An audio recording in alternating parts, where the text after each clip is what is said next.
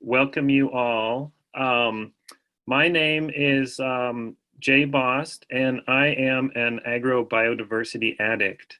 I'm very excited to have a panel here today of 4 folks working around the world, working with farmers to understand how agrobiodiversity is created, and more importantly, how it is maintained and perpetuated. And kind of the theme I think that we're trying to get at today is that the maintenance and perpetuation of agrobiodiversity is something that's actively happening. It's not something that's static, and that farmers are actively involved in evolution on the farm and adapting and changing to new markets and adapting and accepting new genetics into their cropping systems. I've found this perspective for me particularly interesting and enjoyable and challenging as I kind of came of age in the organic seed movement, with a kind of dichotomy of traditional heirloom being good and sort of modern mixed new crops and breeding materials being less good. But what these folks I think are going to help us look at today as examples from around the world, including the Mexican highlands, the Yucatan, Europe, Ghana, Peru, of farmers navigating our modern world where we can't hide from genetics moving around the world and markets changing, and these growers taking an active role in perpetuating their agrobiodiversity and working to maintain their livelihoods. So we hope that there are going to be some inspirations for those of you who are seed growers and farmers in North America and really anywhere in the world that you're joining us from. So we have 4 speakers today, and we'll go through, each of them will have a presentation around 15 minutes. And I think as we're kind of transitioning between speakers, if anyone has any clarifying questions while the speaker is doing their talk, you could put that in the chat, and then we could address that between speakers. But in general, let's try to save our larger questions for the end, and we're hoping to have ample time for the panelists to discuss things among themselves, as well as for you in the audience to provide your perspectives and questions. So our first speaker today is going to be Mauricio Bellon, who is joining us from Arizona, and hopefully will be able to share his screen with us. So we'll have Mauricio Bellon first, we'll have Daniel Tobin, then Marianna Fenzi, and then Abena Offeh-Gyimah joining us to provide their perspectives on their works from different parts of the world. So enjoy. Yeah, Jay, thanks a lot to Jay, and I'm very excited to be invited to this and have the opportunity to share with you some of my experiences, also listening to my other colleagues, which some of who I know from before. So it's a great opportunity. So my talk is called Insights from Research on Seed Systems in the Global South. And basically, just to start is in the introduction, research on seeds and seed systems among smallholder farmers in developing world has shown, what we call the Global South, has shown that seeds embody important environmental, social, and cultural values for farmers and consumers, and depend on social structures to exist, evolve, and diffuse. For smallholder farmers, crops, particularly their native crops, play multiple functions in their livelihoods. They are a source of food, income, cultural identity, social status, part of a safety net. Obviously, seeds contain those traits, so the traits that underpin these multiple functions. In an important point, I think, that comes from the research is that many of these traits have no market value and there is no price for them. But that doesn't seem that that doesn't mean that they are not valuable. They simply have no market, not a price in the market. But this creates a dilemma for farmers who must balance the market and non-market values of seeds they need or want. And this is always being, as this is at the core or the dynamics of what happens with agricultural biodiversity, this dilemma between the market and the non-market traits and that in the crop and crops. You know, while conditions, motivations, and resources of smallholder farmers in the global South are very different from commercial farmers in the United States, I think that there are important insights that can be gained from the study of their systems, meaning from smallholder farmers in the global South, for the US farmers, particularly for organic farmers and seed producers, that I think also have multiple considerations beyond profit maximization. I think this is an important part where we can connect the farmers in the South with organic farmers in the North. And I guess that many farmers, many organic farmers and seed producers in the USA are facing a similar dilemma in their decisions about their seeds. And I repeat this dilemma, balancing the market and non-market values of their seeds they want or need, and how do we accomplish that in the context? In multiple contexts is one of the great challenges. I'm going to introduce a few concepts that I think could be useful and that my colleagues will use in their presentations later.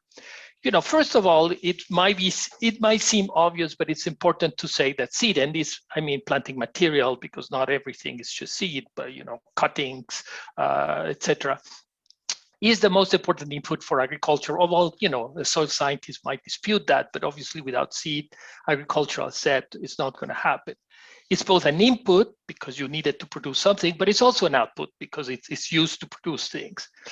And I think, and here I'm going to introduce two very important concepts that we might sort of know, but they are not necessarily so obvious. And is that seeds have private and public characteristics and values. Private, which is the usual one, refers to those characteristics that cannot be consumed by two households at once. The seed that you plant in your specific field is yours only. However, the seed also has public characteristics that are related to the genetic attributes, and whoever has the same seed has access to the same genetics, and also this has to do with evolution of the crops, etc. And those two characteristics are also very important to keep in mind as we think about this, this market and non-market traits and characteristics and values. Oh, well. So here we have we're going to start by also, besides defining the idea of public and the private value of seeds, I think we have to talk about seed systems, which is another very important concept that we have been using in the study of these systems. Seed systems refers to the interrelated set of actors, rules, interactions, and infrastructure by which farmers obtain seeds or planting material through time and space. We might think that these seed systems are, if you are a commercial farmer in the US, it's very clear, you have the companies, et cetera. But in fact, what we've seen around the world is that there is a great diversity of these systems. The way people, the actors involved, the transactions involved, etc. That means that seed systems are social constructs that link the seed as a biological entity to social structures and processes. And these links have important biological, genetic, and social consequences. So we need to see seed beyond just the narrow sense of being of being a biological entity, to understand that this biological entity not only contains many other aspects. And we can, although, as I said, there are many different types of systems around the world, we can basically, in a very broad conceptualization, think about two great systems: the farmer-based or informal seed systems and the formal, modern or formal seed systems. And that's what I'm going to talk to you about, because I think it's important to think about these two types of seed systems. You know, farmer seed systems are in the hands of farmers and communities. They are usually governed by cultural norms like reciprocity and fairness. They're based on family and social local networks, but they can include villages, strangers, and formal seed and the formal seed system per se. But they include experimentations and allows innovation. So these are not stagnant systems, but dynamic systems. And a very important point about these systems is that these public and private characteristics that I talked about and benefits of seed are closely linked and continue to be linked. This basically leads us to three important characteristics. Farmer seed systems are open. Seed can come in and out of the systems. Farmers incorporate, keep, and discard and share seed. They are decentralized.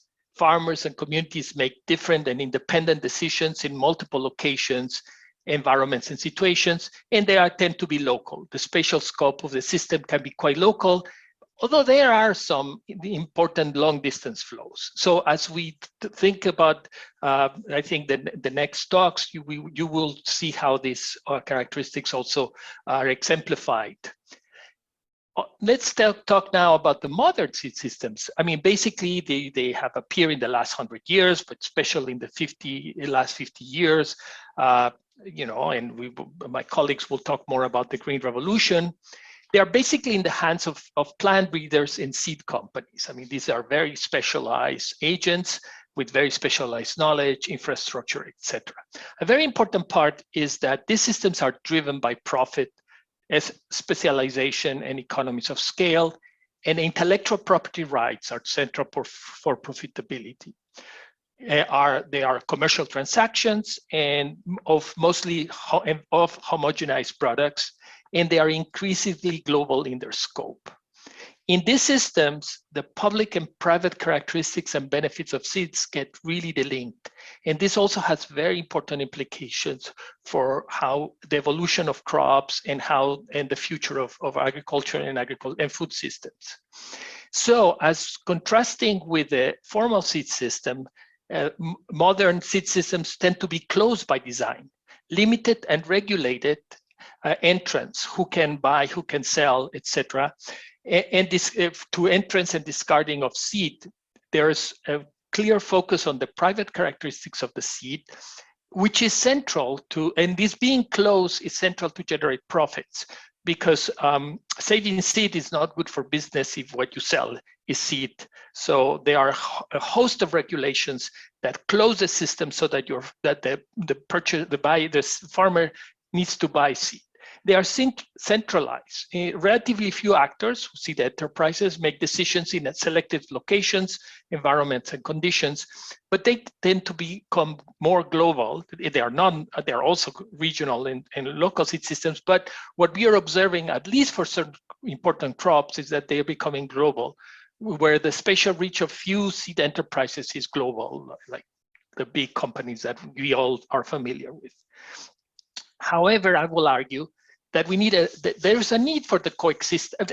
And traditionally, the way we have looked in the developing agriculture is the idea that we need to eliminate. And even if you look at what many, let's say, the Green Revolution in the past, and the Rockefeller Foundation more lately, and the Bill and Melinda Foundation with the Agra development, if you're familiar with them, basically what they're trying to do is to eliminate informal seed systems and to just create to make formal seed systems dominant, for example, in Africa. But this is a story that's common around the world.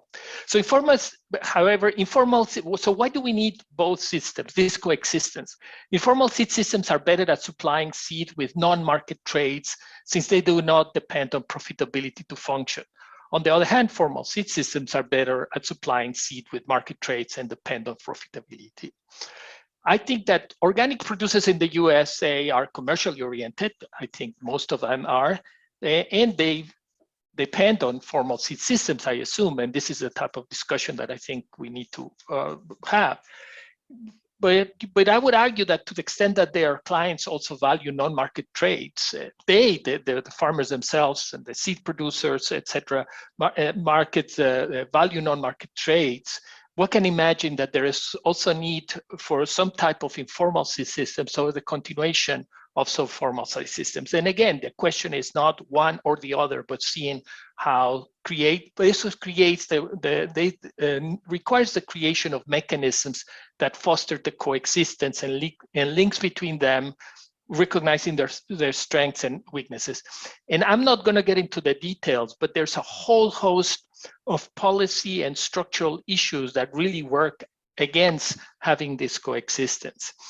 But this coexistence would require also the development of new markets, breeding strategies, exchange mechanisms for seeds in organic systems that fosters that coexistence. So probably a very interesting issue is to the discussion of how this coexistence can happen and should happen. And just to finalize, I want to give you some examples of this coexistence and interaction that are from my work and the works of others. There is a process which I term creolization, which the farmers where I work in Mexico call it acriollamiento. It becomes like a native variety, and it's a process among smallholder farmers in Mexico in which by which they adopt commercial varieties that are grown together with their native ones under the same management systems, including saving and selecting seed for replanting. And they consider that this is mostly corrected with maize or corn. And the idea is that they become an intermediate thing. And through this process, they generate varieties that combine the benefits of scientific breeding associated with commercial varieties, or can be public varieties as well, with desirable traits of local varieties. We also have this other experience, which is not it's an old idea, but I think it's coming back, is this idea of evolutionary breeding, in which breeders generate diverse crop populations that are given to farmers who select seed according to their needs and preference, but also replant them. And so that they still can maintain the process of evolution in their farmers' hands and not in just the breeders' hands. So it's a cooperation between breeders and farmers. However, and just to finalize, I would say that a stumbling block for these approaches in the developed world is regulatory issues, particularly, as I mentioned, international intellectual property rights issues, which is a hot topic, and we can discuss this later. With this, I thank you. I hope that you find this presentation interesting. Thank you.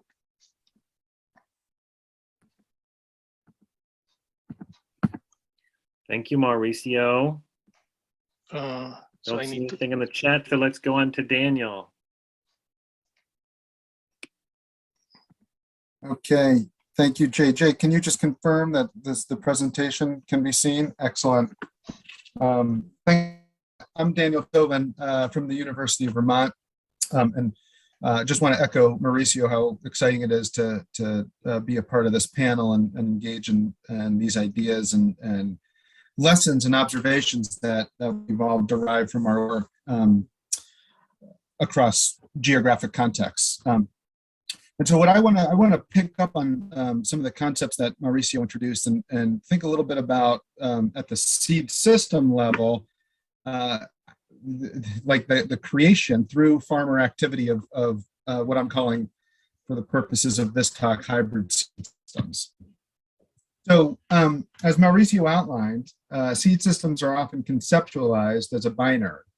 Informal or farmer managed, or sometimes what are termed traditional seed systems, are often rich in crop diversity, are characterized by such things as farmer managed networks, non-market exchange, decentralization, and cultural norms. This informal system is represented on the left hand of the slide, which depicts farmers selecting and saving seeds in their natural environment, thereby promoting local adaptation. In contrast, formal or modern seed systems are centralized, dominated by the private sector, focused on specialization and reliant on economic transactions for distribution. The formal seed system is represented on the right, where breeding, primarily for hybrids, takes place on research stations and then is distributed through market channels accessible to farmers through purchasing. Useful as it is to conceptually organize seed systems into these kinds of categories, I don't think that they typically exist in isolation in reality. The explicit intention to modernize, and I put modernize in quotes, smallholder agriculture, the formal seed systems of the Green Revolution converged and intermingled with the informal seed systems of smallholder farmers, most prevalently in Asia and Latin America. And these interactions have only intensified as the agro-food system has become increasingly globalized and interlinked. I want to take just a minute to explain what I mean when I use the terms modern and traditional. I'm using it in the sense of what has become known as modernization theory, which is represented by this figure on the screen. Modernization theory emerged during the onset of the Cold War as a linear development model that, when implemented, would convert economies of agrarian societies into high-functioning capitalistic economies, thereby transforming what they termed as traditional societies into modern ones. From the perspectives of advocates of modernization theory, their conception of modern was clearly preferable to traditional. I also want to note, in the 60+ years since modernization theory has emerged, mainstream development is still marked by core assumptions of modernization theory.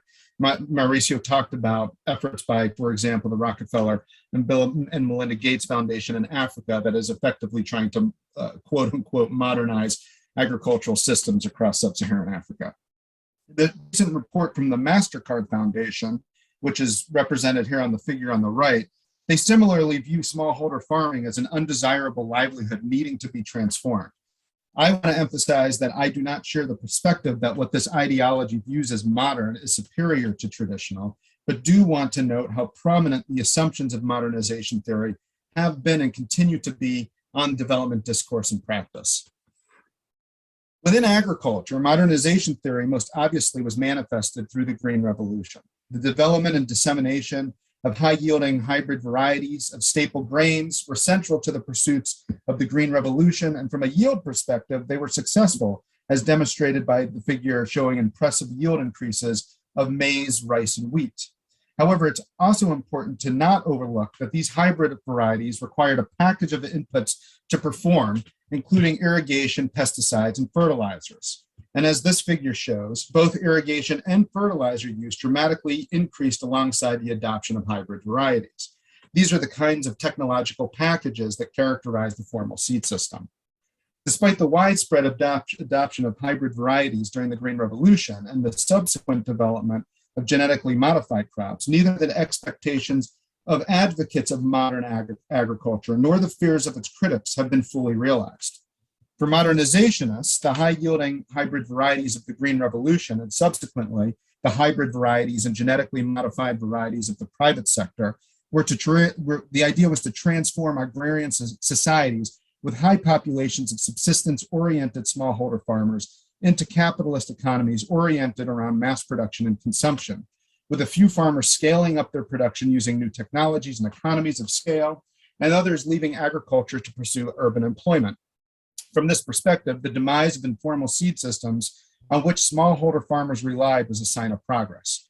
Critics of modern agriculture, on the other hand, feared the consequences of the spread of modern agriculture, pointing to such effects as the dispossession of land from farmers, loss of identity, and erosion of agrobiodiversity. There's little doubt that some of the predictions of both modernizationists and its critics have been actualized. The high-yielding varieties and other agricultural technologies have spread to most corners of the globe. Millions of farmers have abandoned their agricultural livelihoods for multiple reasons, and agrobiodiversity has suffered substantially. In this figure, you can note the range of countries in which commercial genetically modified crops have been adopted as of 2015.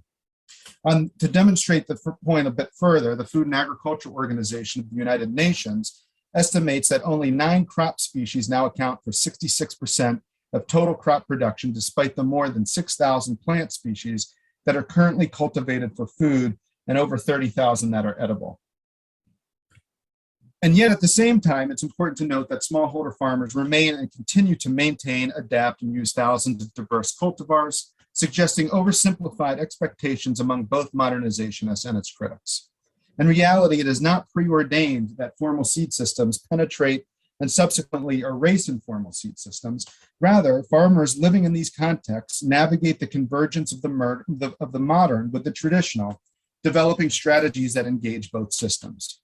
So therefore, quite logically, the best way to understand what happens as formal and informal systems converge is to listen to the farmers who are experiencing it.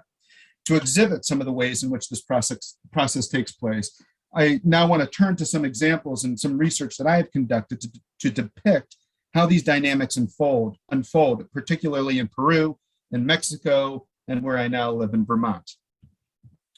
So in Peru, well, there we go. In Peru, that it's a country that's the center of origin for several crops, and it's also pursuing modern agricultural policy. And so it provides an interesting site to understand how farmers, accustomed to informal seed systems historically in traditional agriculture, respond to the emergence of formal seed systems and modern agricultural opportunities. Although efficient and export-oriented production systems have been pursued in coastal areas, smallholder farmers in the highlands have been largely disconnected from agricultural development and continue to experience high rates of poverty and nutrition insecurity, while also maintaining thousands of varieties of potato land races. The kind of economic progress and discrepancy in that progress between the coastal areas and highlands can be seen in poverty trends, where overall decreases have occurred in both rural and urban areas between 2009 and 2015, but poverty rates in rural areas still more than triple those in urban areas. Given the plight of smallholders in the highlands, agricultural development efforts over the last 2 decades have focused on providing market opportunities for the traditional crops that smallholders produce. This type of effort was the focus of a study that I conducted about 10 years ago. The 2 maps indicate where the market initiative on which I focused occurred, the Jauja province, which is situated up in the Andean Mountains. Hey, Daniel.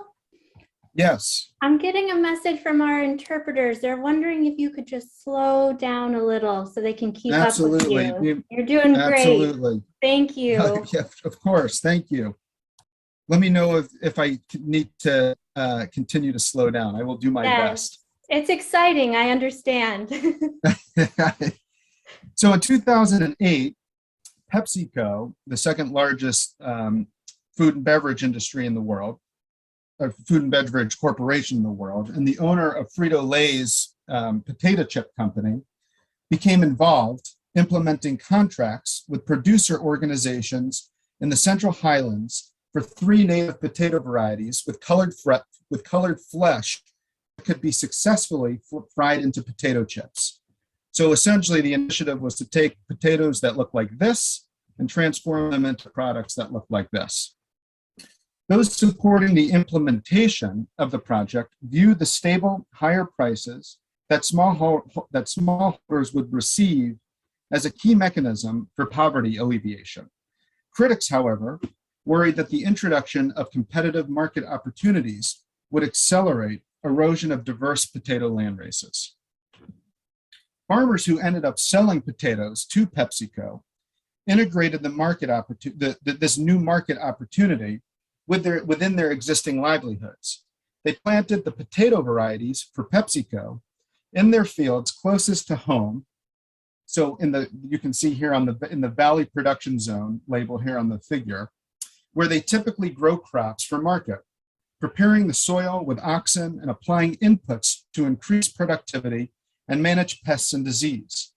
They continue to reserve their more distant fields, shown here in the Highland Production Zone, at a higher altitude to plant potato varieties that they preferred for home consumption, managing these traditional varieties using traditional practices. Farmers recognize that each type of production, for market or for home consumption, demanded different varieties and management practices, but engaging in one type of production did not preclude the other. Rather, farmers integrated the modern agriculture opportunities into their production in ways that made sense to them. Rebecca, is the pace okay now? I assume I'm doing okay. I think so. Thank you. Great. In Peru, farmers physically separated their commercial production for Pepsi from their traditional production for home consumption. But recent research among maize farmers in Chiapas, Mexico, reveals even closer interaction between the modern and the traditional. Like Peru, Mexico is a country that has experienced economic growth and is classified as an upper middle income country by the World Bank. And yet, as you can see from this map, on which poverty rates by states are layered, substantial inequality exists across the country, with the highest rates of poverty existing down in Chiapas. In this study, we purposefully selected a mestizo and an indigenous community to try to help discern whether traditional and modern practices differed according to race. And what we found is that seeds in farmers' fields came from an array of sources, both hybrids from the formal seed system and land races and acriollados, as Mauricio described, from the informal system. Depicted by this figure, farmers from both communities, the mestizo and indigenous, were planting both hybrids and land races, and in doing so, these varieties sometimes mixed, creating new varieties. Although farmers often manage field plots of land races and criollos differently from hybrids, some management practices were applied regardless of seed type, including using traditional tools, manual labor, and synthetic herbicides. Many farmers sow their maize, criollos, and hybrids interspersed with pumpkin, suggesting that farmers use some traditional management techniques on hybrid seeds and vice versa, modern techniques on criollos and land races. The above examples depict situations in the global South where informal seed systems and traditional agricultural practices remain prominent, despite the inroads that modern agriculture and formal seed systems have made into agricultural production. In the global North, modern agriculture and formal seed systems have been dominant, decoupling farmers from their seeds historically, but for a few pockets where rich crop diversity has been maintained. Although I think this trend is fortunately reversing, given the growing interest in things like organic seed over the last several decades. Despite these differences between the global North and South, emerging evidence indicates that, like farmers in the global South, farmers and gardeners in the global North are also navigating this convergence in ways that draw upon both systems. In Vermont, I've led a study that looks at crop diversity that seed growers maintain and their reasons for doing so. What we have found is that seed growers have myriad reasons for producing seeds of diverse cultivars. These motivations include economic pursuits, but also other personal, cultural, environmental, community, and political reasons. Particularly interesting among the set of seed growers are those who sell some of their seed stock and thus squarely engage in formal seed systems. Like their counterparts who do not sell seed, these growers, the ones who do sell their seed, are still motivated by a range of values, suggesting that, like in the global South, farmers and gardeners in the global North do not feel it necessary to choose between modern and traditional agriculture, but make choices about how to integrate them. So this series of case studies intends to depict how farmers across geographic and social contexts blend the modern with the traditional instead of choosing between one or the other. At the same time, when these two systems converge, the often contradictory assumptions and values of both of them come into contact. As I've tried to articulate through these three brief case studies, relatively small units, farmers, households, and communities are nimble and make decisions about how to incorporate aspects of each based on what makes sense to them. Far more difficult questions and considerations emerge when considering the governance of agricultural production as different systems converge. This is effectively what is, I think, currently happening within organic seed systems in the United States. Elements of the formal seed system and its emphasis on scientific breeding, commercial production, yield, intellectual property rights exist, as do elements of the informal seed system and its emphasis on non-market exchange, on-farm experimentation, and biocultural heritage. Critical questions of governance thus emerge, and by governance, I mean the process by which power is wielded and decisions are made and enforced. Can an organic seed system in the United States exist that creates room for different types of crops and production? Can different seed systems coexist in non-corrosive ways, even ways that benefit one another? Can other norms of ownership and sharing aside from intellectual property rights be constructed that respect the priorities and preferences of people who have different cultural orientations? Is this kind of pluralism desirable? Who decides? These are but a few of the critical governance questions that the US organic seed system is now positioned to confront. It will require diverse ideologies to come into contact with one another, difficult conversations, negotiations, and compromises. To date, these interactions, and I mean globally, have been governed by an unrestrained modern agriculture framework, which views traditional agriculture and informal seed systems as impediments to needing transformation. But this is a moment that the US organic seed system gets to decide how to approach the convergence. Whatever the outcome, the mixing of modern and traditional systems will occur. It already is, and so the question becomes how. I hope that was somewhat useful, and now looking forward to hearing what Marianna has to share with us. Thank you.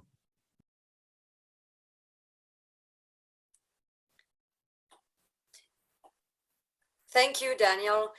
Can I share the screen with you?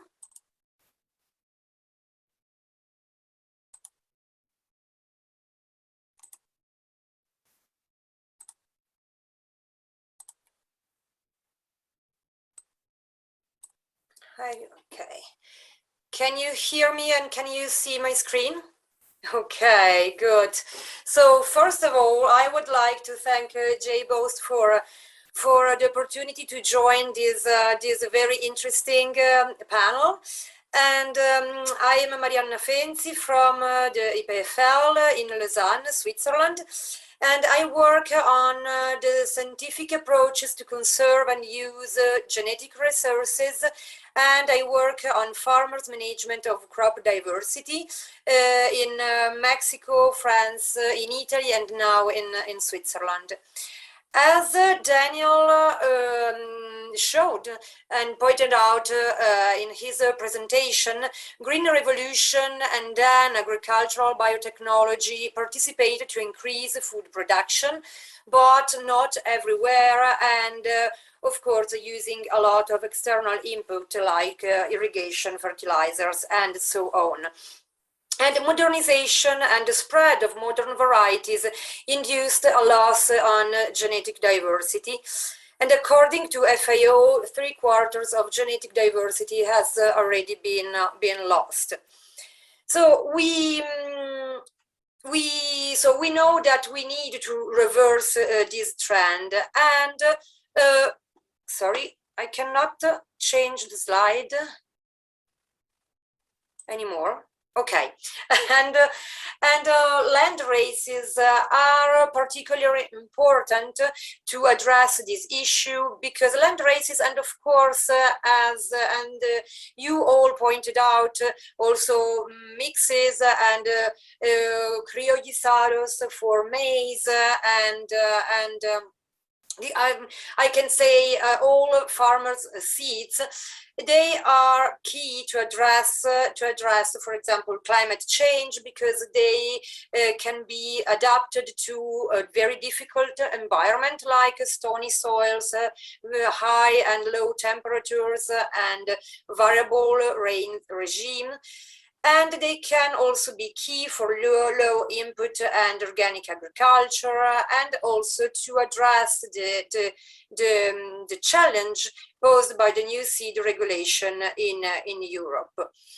Agrobiodiversity is an opportunity for farmers in Global South, because they are better adapted, land races are better adapted to their particular environment. They can provide healthy and affordable nutrition, and they can participate to food security.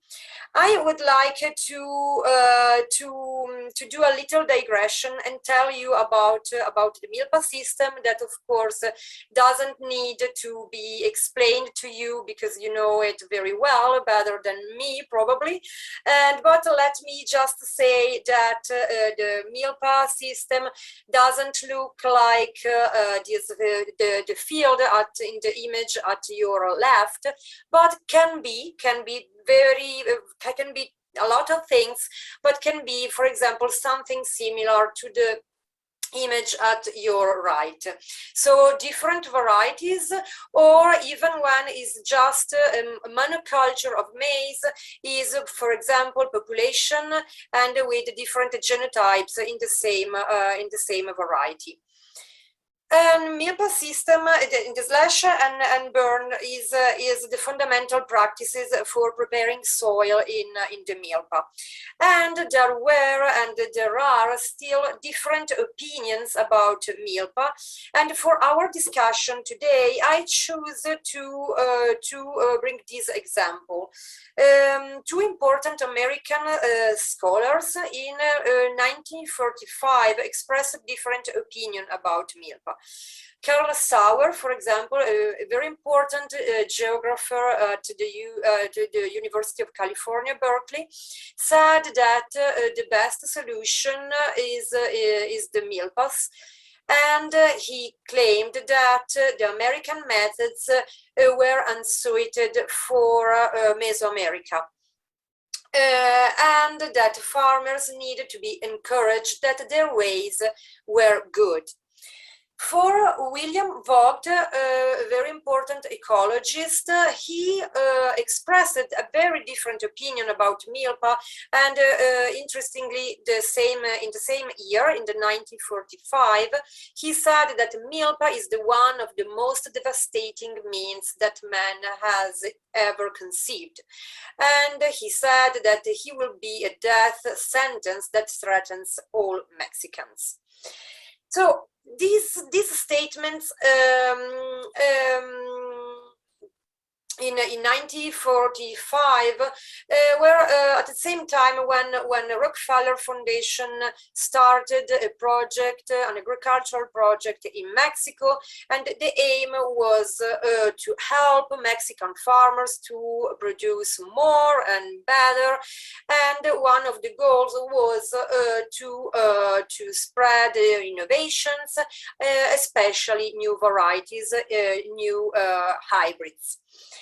And in these figures, you can see the results of an experiment conducted by Rockefeller Foundation technicians, and their conclusions are clear. So in the different ways of cultivating the plot, maize always has higher layouts compared to hybrids, including in the GoFarm with slash and burn agriculture. And I would like to show you a second example. So in this second figure, we are again, I am showing you again some materials that I found at the Rockefeller Foundation archives.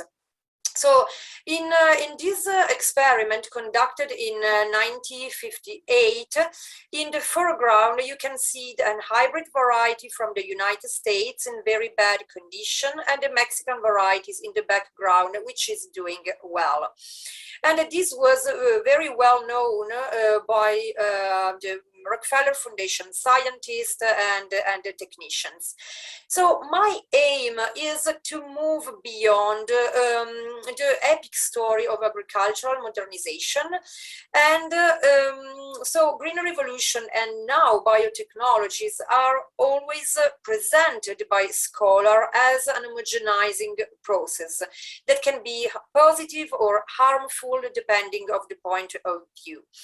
So innovation are always supposed to prevail on other possible alternatives. So hybrids over land races, and now gene-edited varieties on farmers' varieties. But as you shown, the reality is much more complicated than that. And so without denying the impact of some innovation, very often they just cannot solve problems as expected. And maybe they are not always harmful, but they just not solve problem or are not so homogenizing force as we expected, as modernizers expected. So I would like to look for complementary explanations, so screened under these big narratives of the extinction narrative of homogenization process led by Green Revolution, and also to refuse the reduction of Mexican farmers to the simple role of the dominated. So Mexican farmers, they did their choices, and as you shown, they prioritized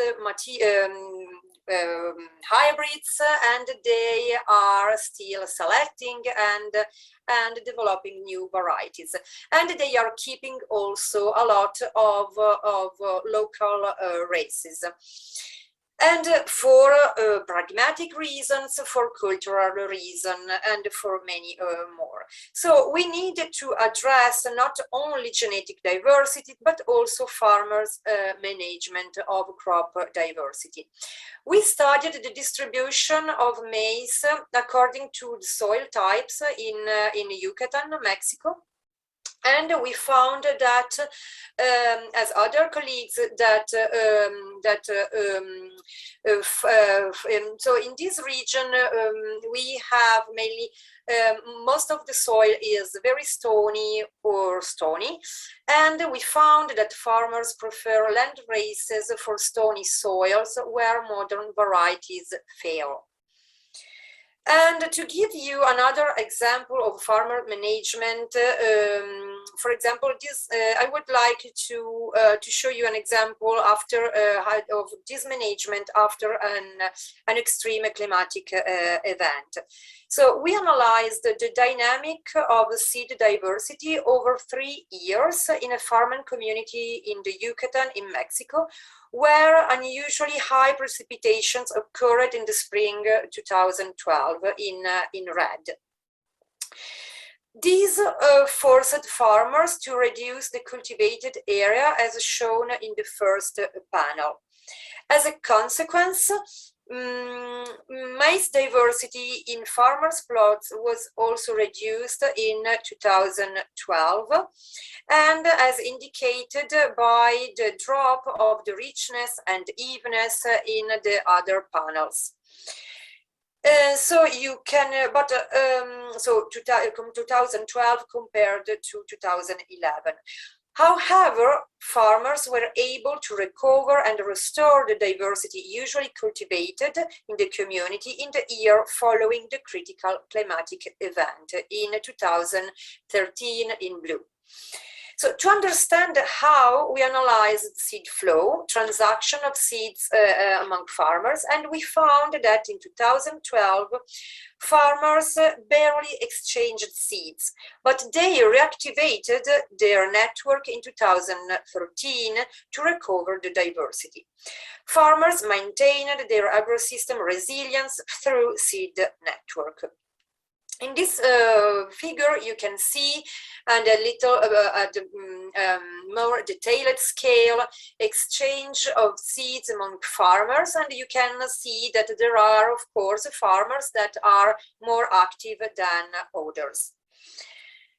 But what about Europe? Although European context differs from those in Mexico, farmers share efforts to retrieve the diversity lost, so mainly lost during after the Second World War. And so there are farmers who choose to cultivate land races, or they are also selecting their own seeds. In the European homogeneous varietal context, the adoption of heterogeneous varieties has made an important contribution to the development of diversified agricultural system. We studied the maize diversity in different groups of farmers, a group from Aquitaine in France and 2 groups in Veneto in Italy, where they decided not to grow not commercial varieties of maize. And so this bubble represents the surface of a single maize landraces grown by each farmer. In France, on the left side, different farmers adopted different varieties from a different part of the world. So from Latin America, East Europe, and so on. While in Italy, on the right side, farmers of each group adopted just the same variety. That was actually an historical varieties that have been lost after the Second World War with the introduction of hybrid maize. So they retrieved the local variety. So why do farmers grow land races in Europe? In this spider chart, I represented the main reasons reported by farmers about their decision to grow not commercial varieties of maize. French farmers indicated that having their own seeds and to be independent from the seed companies was the main motivation. For Italian farmers, the most important factors were to offer the consumers a different product and good quality and a typical product. But they had to reconstruct, of course, this idea of typical because these varieties were not typical anymore, they were lost. But we found that for both the conservation of agricultural biodiversity and farmer seeds was among the main motivations behind the choice to grow maize landraces or farmers seeds. Farmers so needed to have their own seeds, and this reflects their desire on investing in more autonomous models and also the desire to socialize around crop diversity and around the seeds. We know that we cover about 50% of the potential demand with organic seeds and vegetative breeding material in Europe, and land races and farmers' seed can play an important role in organic agriculture for the production of organic seeds, as promoted by the farm to fork strategy, which aims to achieve the 25% of organic farm area by 2025, and we are around 10% today. So to achieve the 100% of organic, we would need to increase the organic seed production, and probably we have to rely on farmers' seeds. So in conclusion, I would like to say that without denying the impact of some innovation, very often they just cannot solve problems as expected. Then problems also, we are facing always new problems. And farmers in Mexico or in France preserve the diversity for pragmatic reasons. And as long as farmers will continue looking for solution to complex problems, they will always create new varieties, new forms of cultivated diversity, as you already pointed out and showed in your presentation. So thank you so much, and I'm here.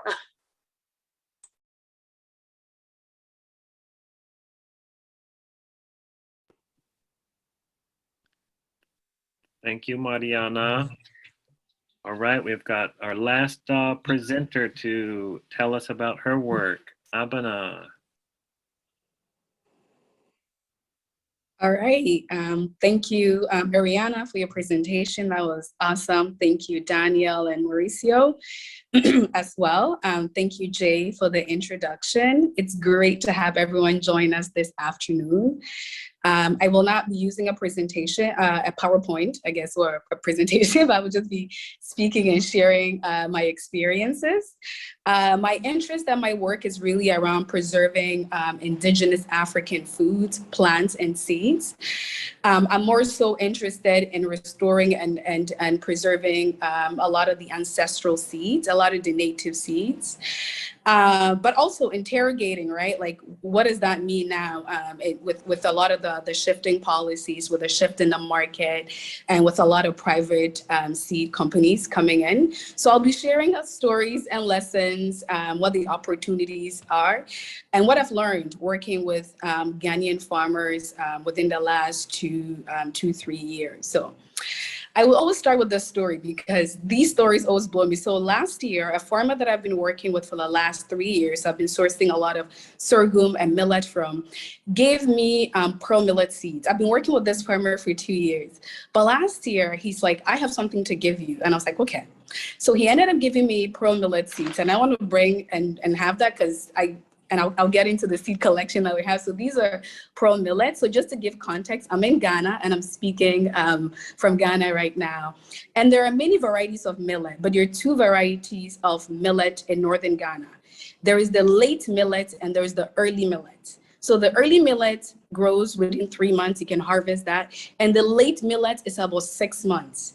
So it's harvested just when it gets into the dry season, because for about 3 to 4 months in the dry season, there's really no food since a lot of the agriculture is rain fed. So a lot of farming communities depend on the late millet to be able to feed them for the 4 months until the next cycle of the rainy season. And so he ended up giving me this to save and asked me to give some to the farmers that I've been working with. This millet seed is over 70 years old. He mentioned that this seed has been grown it's organic, has been grown in his family, in his community, year after year after year for 70 years. And it took about 2 years of working with him for him to be able to give me this to also save. And for me, it's about trust. It's about accountability. And I'll get on that later on. So last year we started a seed saving group. Actually I started in 2017, being in Ghana and preserving indigenous seeds and foods. But last year, myself and a couple of farmers in the Upper East region decided to start a seed saving group called Back to Roots. And so we brought farmers from different communities, different ethnic groups, and decided, what do you have? What do different farmers have, right? Can we map out what farmers have in the northern Ghana, right? So what variety of millet does this farmer have? What variety of sorghum? What variety of maize, potatoes, etc., bambaran beans, granules? And we just wanted to have an idea because one, we noticed that a lot of the foods were shifting, right? So traditionally, a lot of folks were eating their traditional meal with millet. But we started realizing that instead of using millet to cook the traditional foods, they had started using the white corn, the white or the yellow corn, which not only meant that a lot of the white corn was growing more and the millet was being cultivated less. And so it was becoming harder and harder to get the late millet seeds across the different communities. So when we started the seed saving group called Back to Roots in Bolgatanga, and we started researching, we were informed to connect with older women farmers. So we were told that usually it's the older women who are the ones that save the seeds, and usually it's the older men who are the ones who do the tree planting. Although men and women could both save seeds, but culturally the women are the ones that are known for saving seeds and the men that are known for tree planting. So we started looking within the different communities, specifically, this is the Upper East region in Bolgatanga in Ghana, really sourcing where can we find different millet, where can we find different sorghum. It became increasingly difficult because we realized that one, a lot of the older folks that we were hearing about, and once again, it was recommendation, I guess, based on name, right? Someone would tell you to go to this community for this particular grade. Someone would tell you to go to that particular community. Someone would invite you to their community because they knew someone who could give you bambara beans or someone else who could give you granite. What we quickly realized was that one, a lot of the elder farmers, so the older farmers, one were between the ages over 65 years old. A lot of the folks who were seed saving were also over 65 years old.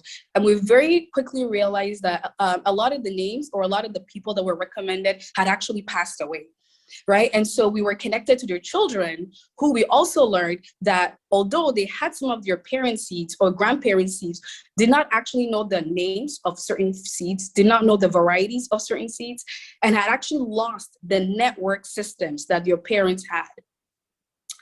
Another quick example, last year I came to another part of Ghana to meet a farmer who I had learned was growing the African red corn. I didn't even know, to be fairly honest, that the African continent had its own corn. So I always bring the seeds with me everywhere I go so I can always show them. And it was really striking to me. So when I initially got the corn, a lot of us in the seed group, even a lot of the older farmers, were fairly shocked because we know that corn is from Mexico, and that is indigenous to South America. So I didn't even know that we had our own indigenous red corn. Anyways, but the farmer had mentioned that this corn was actually popular in that region in Ghana for the last 20 years. But within the last 20 years, no one grows it anymore. One, because there isn't a market for the red corn. So it's also organic. There isn't a market for it. Nobody wants it anymore. It's considered to be expensive. And because the farmers that were growing the red corn are not growing it anymore, there isn't that network to be able to know who to go to for the corn. So this particular farmer, Kwabena, literally grows it just to preserve it so he can keep growing year after year for people who just want the seeds to be able to grow. So I took a few cubs and I brought them to the seed saving network that we have and shared it with other farmers as is our practice to see who can grow this, where else can you grow? So we have our systems is, where is the seed growing in Ghana? Who else has access to it? Where else can this grow? And so that's usually the process that we bring the seeds back. One of the things that I quickly learned and realized is that to many farmers in rural Ghana, seeds have always belonged to the public domain, right? The seeds are yours, they're mine, and they're ours, right? They freely belong to everyone. The idea of buying seeds, and of course, there's formal and informal networks, and I know that, Mauricio and Daniel and Marianna as well, you had mentioned there, right? There are formal and informal networks, but the formal seed systems of buying it from a private company or corporation, or even from the agricultural department, is very unsettling.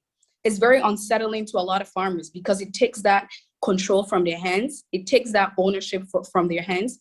And particularly within the areas that have one growing season. So the southern part of Ghana, some farmers have two growing seasons. There's two raining seasons, but farmers in the northern season have one rainy season. Having to go buy a farmer takes that power away from them, right? To be able to save the late millet, to know that they can feed themselves for 4 months and then have enough to be able to grow. So many rural farmers that I've been working with have always had access to a variety of indigenous seeds, right? That they have shared, that they have traded through a lot of their informal networks. And a lot of this informal network, includes their neighbors, right? Includes community gatherings, their markets, right? Any kind of events that are leading up to the planting season. Even their very own harvest, right? It's a part of that. And they trust their informal seed system. They trust the informal seed system, one, because it has been working for them. It worked for their parents. It worked for their grandparents. It's never failed them. So why not, right? They also trust their informal seed their informal seed saving network because they know they can confidently, it's seeds that is grown without chemicals, right? It's seeds that are organic. They know who their neighbor is. They know how their neighbor grew their food, and they can testify, right, for the quality of the seeds that they are receiving. They also know that the informal seed networks are systems that they use to feed their communities. But more importantly for them, seeds are also about their culture. Seeds are also about traditions. It's also about your lineage. It's also about your heritage, right? And so these pieces play a bigger role in terms of how they preserve the seeds, who they collect the seeds from, and how they share particular seeds. One of the members of our group is a custodian. His name is Mr. Husseini, and he's in the Upper East region, and he's been growing organic foods for the past 30 years. He grows mainly indigenous foods. I went to his farm and I saw something that I had never really paid attention. I've been to his farm a couple of times, but I realized that he was growing pumpkin. He was growing pumpkin. He was growing either millet or sorghum. So I have the sorghum here that we share in our seed saving group. So a lot of the stuff are not taken from it. So usually you either hang it, you put it in an envelope. This is the way that seeds are shared within our networks. But one of the things that I realized, that I observed, was that he was growing pumpkin, he was growing groundnuts, or bambara beans, and he was growing millet or sorghum. And immediately reminded me of the three sisters in North America indigenous culture: the pumpkin, the legume, and the grain. And these are connections that I had never made, because if you come to a farm close to the capital in Accra or Kumasi, you wouldn't see this, right? Anywhere farmers are not growing a lot of indigenous foods. So you won't notice what the ecosystem looks like. You don't see a lot of the biodiversity working. So to go to his farm and to see this immediately reminded me of just parallel systems with North American indigenous culture. And I was blown away, and I was like, oh my goodness, this process, this needs to be documented, just to see that if you're growing the indigenous way with organic seeds, a lot of these indigenous systems parallel. Last year, we had a stakeholder meeting with another group that I work with, Madam Janet, who also preserves Oryza glaberrima. Oryza glaberrima is the indigenous African rice with a farmers group. And she was stating that, so a lot of farmers now that are growing rice are choosing to grow the different varieties of Oryza sativa. One, because the yield is higher. One, you can also grow with chemicals. The Oryza glaberrima, it's harder to grow that with chemicals. So to grow it organic, the yield is also lower in comparison to the other varieties. And so for a lot of farmers that are growing for the market, they prefer to go with the Oryza sativa and all the other varieties that come with it, as opposed to the Oryza glaberrima. And what her and her groups are doing, which is amazing, is that within different communities or within different districts in her area, they are looking to appoint 2 farmers that can grow, that they can get support, who can grow a particular variety of the Oryza glaberrima, to ensure that it doesn't really go extinct. Because it's hard to grow, it's grown without chemicals, it doesn't have a lot of yield, a lot of farmers are not growing it. And so, and there's also isn't a lot of support, and farmers also don't make a lot of money, and it's also more expensive in the market. And so what her and her group are also doing is appointing 1 or 2 farmers in a community specifically who can grow particular varieties, to ensure that when these farmers have the varieties, they have the knowledge, they have the experience, they have the wisdom, they can teach other farmers. But we can also confidently go to these farmers to buy a variety of Oryza glaberrima, because we know that you're growing it organically, right? We know that they have the experience, we know that they have the knowledge. So there are different seed systems, I'll say informal systems that are happening in Ghana. Mr. Fuseni is one example, where in his community, he has been saving seeds on his own for the past 30 years. And he continuously shares that with his community. Another one is the group that I'm a part of that we formed last year, which is Back to Roots, where we are creating a system to be able to document, actually write down who has what seeds, what variety do they have it, how much does it yield, and where does it grow, and collecting that information and that data. There's also Madam Janet, who I just mentioned, who is supporting other farmers in her area to get the support to be able to grow a particular kind of variety of the Oryza glaberrima. So what I've been learning is that when rural farmers talk about seeds, they talk about your parents who are farmers, right? They talk about your culture, they talk about your tradition, they talk about your lineage, they talk about the seeds that they are connected to at birth, right? They talk about this, the indigenous trees, the indigenous fruits that they saw as children that you don't see anymore.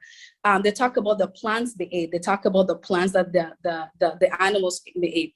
And in all this conversation, they're talking about biodiversity, right? They're talking about sustainability. They're talking about ecosystem. They're talking about well-being and community.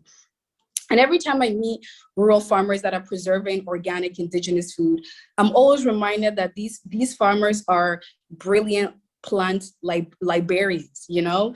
And I think the question for the group that I'm a part of and the work that we do is, within the changing phase of what's happening around seed ownership and control, particularly in Ghana now as well, where through extension officers and other agricultural programs, and other seeds are being brought to farmers and are encouraged to provide more yield and etc. How do we honor and preserve indigenous ways of preserving seed, right? How do we honor and preserve the knowledge that a lot of farmers already have in seed saving practices that they know have worked? And how can we honor and support those farmers to be the voice and to be the lead in the work that they do, and to be able to be a bigger part of this conversation? Thank you. All right. Thank you all so much for your contributions. Do any of you all on the panel have any immediate reactions or thoughts, just based on the synergy of your talks? Anything you'd like to say before we get to some questions?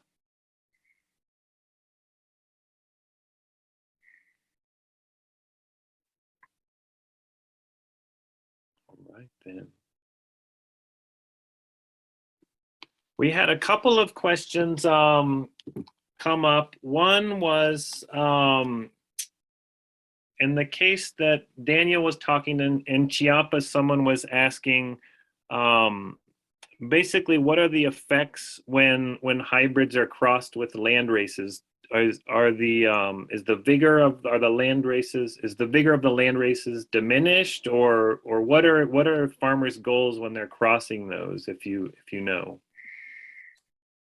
Yeah, I think Mauricio has been working in this space for multiple decades, so I will likely defer to him. Our study wasn't that wasn't a focus of the study, but what I can note is, perhaps not surprisingly, that the hybrid varieties, we found farmers reporting higher yields, although some of the Criollo varieties, the yield approach those of hybrids. That may suggest some kind of insight, but at the same time, the land races in the Criollos required less fertilizers and were reported to have better pest resistance. So it's certainly an incomplete answer to the question, and I'm wondering if Mauricio has any further insights based on the long and extended work that he's done in the region.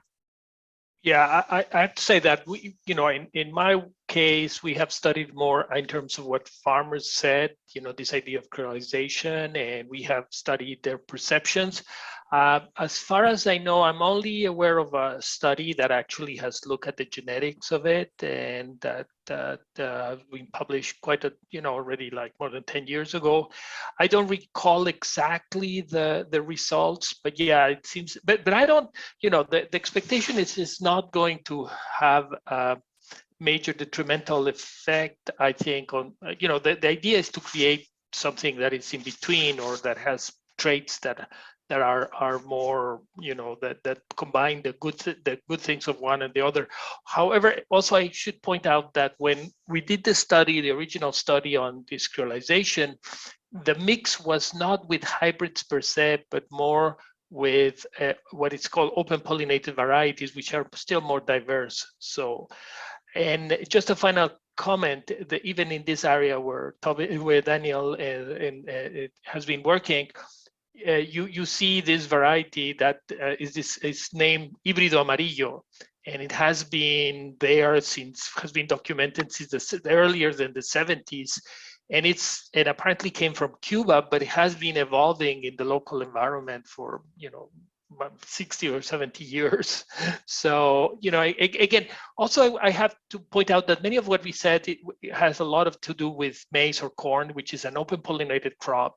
And as we move with self-pollinated crop, the dynamics can be quite different. So we need to be very cognizant and very, that, and it's true, a lot of what we said, and a lot of it has been more with maize and other crops have a different dynamics because of the genetics, and Jabe, that better than I do. So that's it. One kind of related question someone just had about, in the case of these mixes of modern varieties, or especially hybrids with land races, they're asking if there are IP implications, and if farmers could get in trouble for doing that. And I think that probably is a different regime in the States and in Europe than maybe would be in Mexico. Just to say, this is a very important issue. I think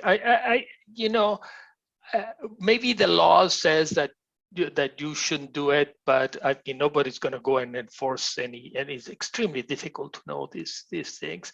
I mean, one of the very big concerns that my colleague Julien Berton and I, which we published a paper, already in 2004 or 5, about the impact of GMOs in Mexico would be more. We were not so much concerned about the biological and diversity issues, but more about the whole intellectual property rights and the potential to make traditional practices illegal, at least in theory. And so this has been a lot more of the concern that we have had, and this is a very important issue of how to of all these intellectual property rights. So we've had a few questions for Abena asking about if the farmers are forming seed saving co-ops, and saying that we need to do in the States things like you're describing. And then also some folks asking if you think that it's a systemic problem with younger people not knowing the names and the varieties that you're working with. Thank you, folks. I'll answer that question first. I think within the African context now, in particular Ghana, a lot of young folks are not interested in getting into farming, as farming has been branded as something that poor people do. And a lot of young folks are trying to get employed.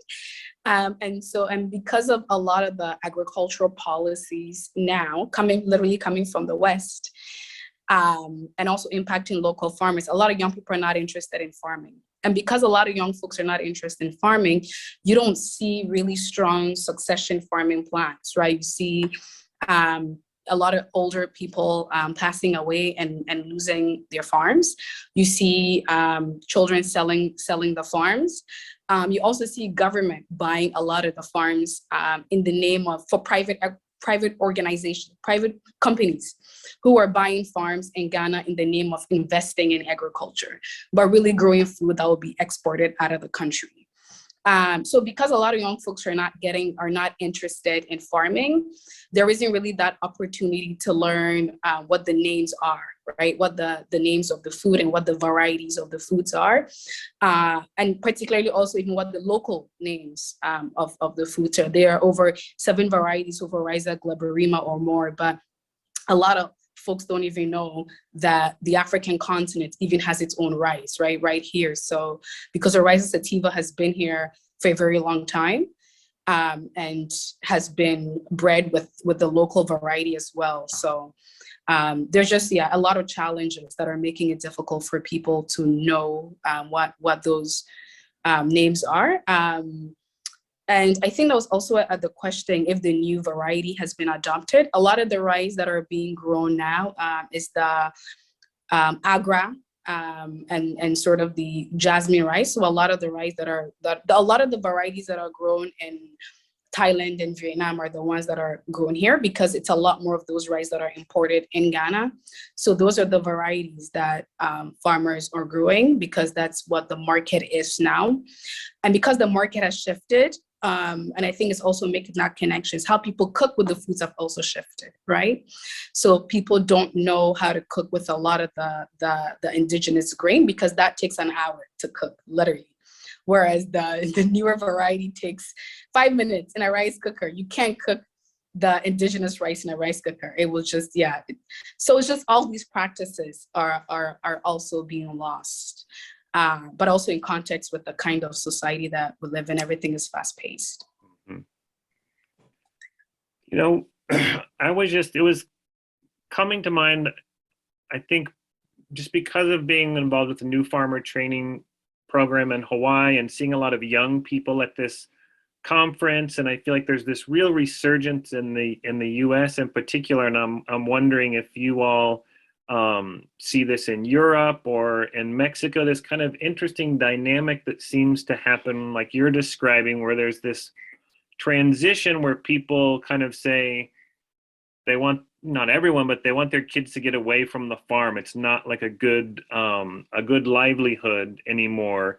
And then it's like, not that there's like this trajectory, like Daniel's showing us these like, you know, directional models of development, but this kind of dynamic of many people getting away from farming, and then there being this kind of like awakening of the youth of wanting to get back to farming. I feel like it seems like that's happening in the United States, and that's where a lot of, you know, interest in finding old varieties and working with kind of modern heirlooms. I'm wondering, Marianna, do you see that happening in Europe at all? And Mauricio, do you feel like, is that something happening in Mexico, this kind of new wave of young farmers, again, kind of, you know, taking some from traditional and some from modern, and kind of being market savvy and trying to, you know, find a way forward? I don't know. I can say that. Yeah, I think it is very similar to United States, and it's very complicated, and it's very difficult to speak about this topic. And we have very different waves, and there are, of course, many young, for example, also agronomists that after several years working maybe in companies or in even in a research institution, they decide to have their own farm. You have, but you have also, I mean, yeah, you have this kind of a phenomena, but yeah, we agree that it's really hard, and so then it's you know, in, I don't know exactly, but there are a lot of also, I'm sad to say that, but a suicide issue in even in Europe about, and but also, of course, a lot of good stories to tell. So it's really difficult to say what is going on right now, and I guess that and then, yeah, Mauricio can tell more about Mexico. That I think it's also, yeah, an interesting case.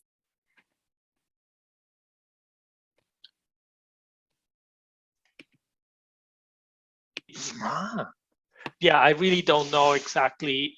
You know, I mean, there's a lot of anecdotal ideas that yes, farmers don't want to, younger people don't want to. But, you know, also you have to take into account that, in fact, the farming population is not so big. I mean, we are talking about maybe 2, 3. I mean, if talking about maize or corn farming, you're talking about 2 million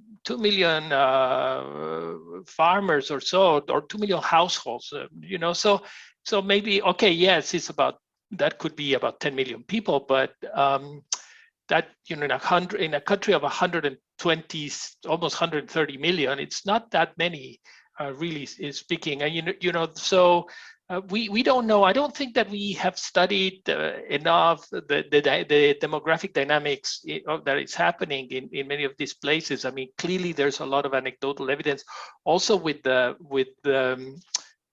migration. The migration both within Mexico as well as the US.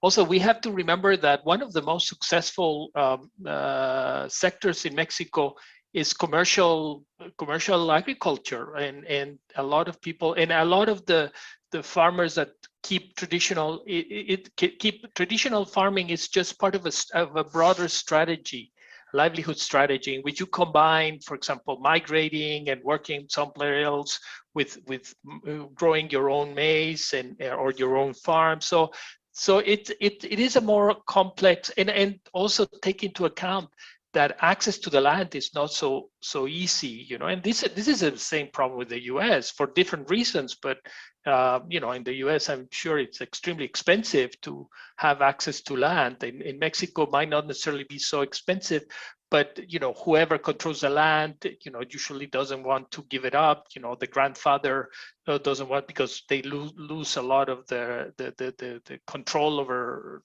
a very important asset. So you know, I think this is an area that merits a lot more, you know, and again, being a researcher, that's what we all researchers say. We always say we need to do more research, but it is true that we don't know enough, and that is mostly related to anecdotal evidence. Maybe if I just I add because it was very inspiring what you said. And I think if, for example, in Europe we have the problem that farmers are, again, it's maybe anecdotal, but are much more isolated. So, and what Mauricio said, that in Mexico it's a completely different context, of course, but there is this kind of flexibility that allows you to move to the city and to work for few months, and then you have someone at the village who is taking care of some tasks, and then there is really a community that allows this kind of flexibility. So you can still be a farmers, but also workers in the city, and so it's a very complex dynamic where you have the family, but not only the family, it's the entire community that is supporting directly and indirectly. In Europe, I think that there are a lot of there are a lot of young generation that maybe they would like to be farmers, but then we are so much isolated. So that's why also around seeds we are a little bit reconstructing somehow not only biodiversity and diversity, but also just human communication and relationship. So I think really that in Europe, somehow I can say the seeds are becoming even more cultural in a way, because really we don't have a lot to do. We are so scattered in the landscape, and through seeds we are also finding socialization and ideas and challenges and a lot of support. So something like that. Thank you.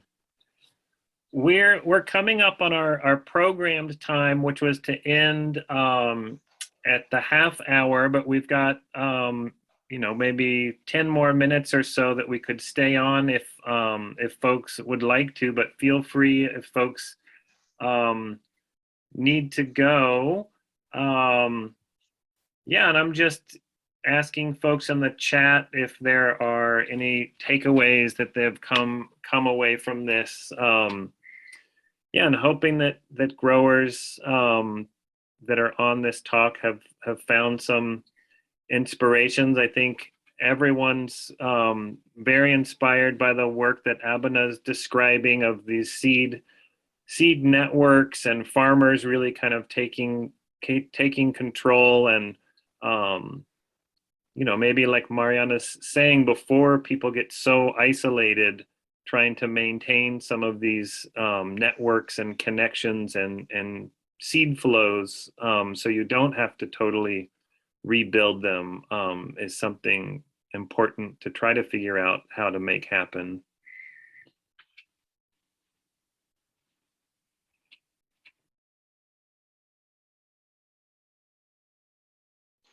Maybe a comment. I think that the part that we probably needs further discussion and for another time is this whole institutional issues and the regulatory issues and how those foster. I mean, many of these processes that we see about concentration, etc., are not just nature happening, but they are the results of decision making, and I think we need to understand better what it is and to what extent, for example, having a diversified sources of seed that allow different types, and not everything has to be commercial and regulated, and to what extent you need regulations that allow that, because by default, I mean, I think the European side, it seems, Marianna can correct me, but in France, I think it's completely legal, or was completely legal, to